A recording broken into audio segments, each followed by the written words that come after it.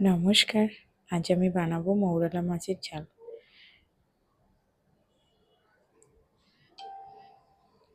তো এখানে আমি মৌরলা মাছ কেটে ধুয়ে নিয়েছি।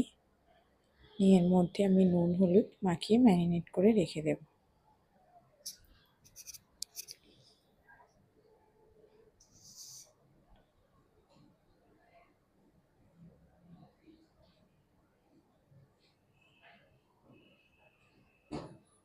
এবার আমি কড়াইতে একটু সামান্য নুন দিয়ে দিয়েছি আর একটু অল্প সর্ষের তেল দিয়ে দিলাম।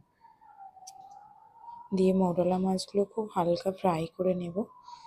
আর যদি একদম ফ্রেশ মৌরলা হয় তো আমি বলবো ভাজার কোনো দরকার নেই, শুধু কেটে ধুয়ে নুন হলুদ দিয়ে ম্যারিনেট করে রাখলেই হবে।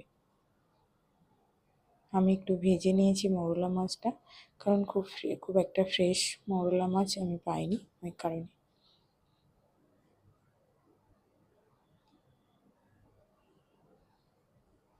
মৌরলা মাছটা আমি হালকা ভেজে তুলে নিয়েছি।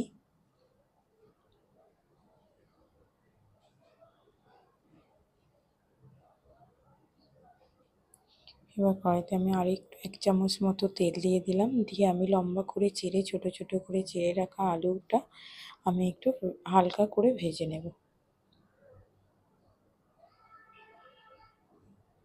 আলুগুলোকে হালকা ভেজে তুলে নিয়েছি।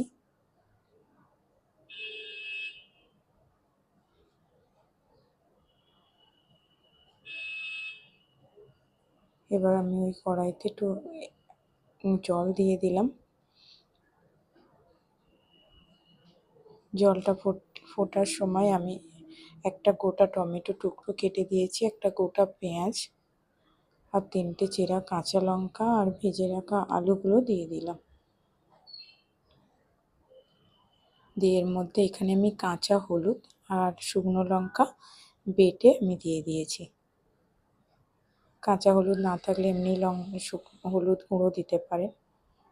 এবার আমি ভাজা মৌরলা মাছগুলো দিয়ে দিলাম ওই জলের মধ্যে। এবার স্বাদ মতো নুন দিয়ে দিয়েছি। এবার আমি একটু কেটে রাখা ধনেপাতা কুচি দিয়ে দিয়েছি। একটু নাড়াচাড়া করে মিক্সড করে দেব। দিয়ে আমি এটাকে ঢেকে রেখে দেব যতক্ষণ না আলু মাছগুলো বয়েলড হয়ে যায়।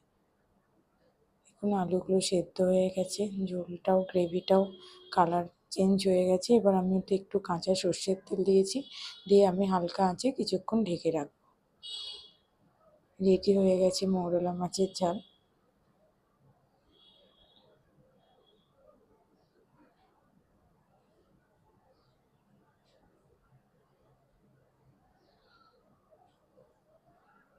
খুব অল্প সময়ে এটা রেসিপি, খুব তাড়াতাড়ি, কিন্তু খেতে কিন্তু খুবই অপূর্ব লাগে। আমরা মৌরলা মাছ অনেক রকমভাবে খেয়ে থাকি, এভাবে একবার বাড়িতে বানিয়ে দেখুন।